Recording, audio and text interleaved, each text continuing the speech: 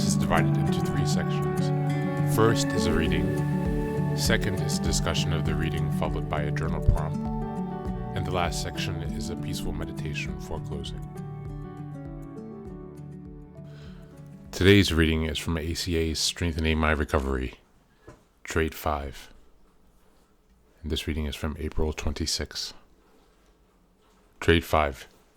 We live life from the viewpoint of victims and are attracted by that weakness in our love and friendship relationships. Big Red Book, page 14. This trade was hard for some of us to relate to. Don't call us victims, we thought. We made it through hell and back. We were tough. The idea that we marched through the world choosing sick people was almost offensive. It took a while to come out of denial. We learned about para-alcoholism and codependency, and that without help, we were destined to continue recreating the past. We started seeing the truth in our daily lives, how our feelings of hopelessness very often had come from thoughts like, the world is too big for me to handle, I just can't make it. We recognized that we felt like victims who were being taken advantage of. We noticed how we habitually avoided people who seemed self-confident because we didn't know how to talk to them. And they didn't seem to need us. We'd feel uncomfortable around them, but didn't know why. When we understand that we are truly powerless over other people, but not ourselves, we discover our willingness to change. The 12 steps give us a blueprint to follow to become self-confident and assertive, the very type of person we had always avoided but secretly wanted to become all of these years. We began to attract others who are self-confident. On this day, I will be aware of when I feel unequal to others. I will stop and affirm that I am just as important as everyone else. And that's the end of today's reading.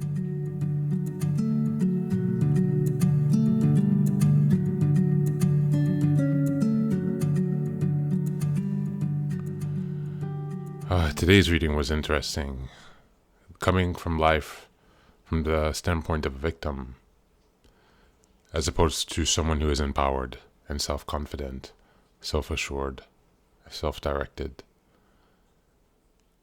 I think this is something that is often required for those who are on the reparenting journey, typically because we have a father wound, which is associated with protection, self-protection, and a mother wound, which is associated with self-nurturing. The lack of both of those sets us up to be victims in life if we do not address these issues and these two wounds, the mother and father wound. So perhaps for today, you can reflect over the ways in which you are a victim in your life, or that you play a victim. Try to find a distinction between those two, between being a victim and times we are just playing a victim. Perhaps also think about how you would like to change or modify your relationship to victimhood. What are your emotions when you think about being a victim? What are the sensations that come to your body? These are all things that are important to consider as well. Thank you for listening.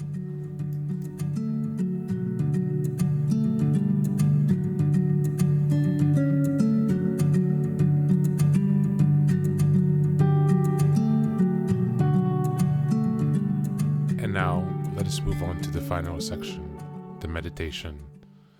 This is an unguided meditation. I will simply provide some music and you can take some time to relax. Please feel free to choose a location and a place where you feel safe and where you can be undisturbed for the next 10 minutes. You can choose to be sitting down, standing, as you like, wherever you are most comfortable. Thank you for being here and enjoy the meditation.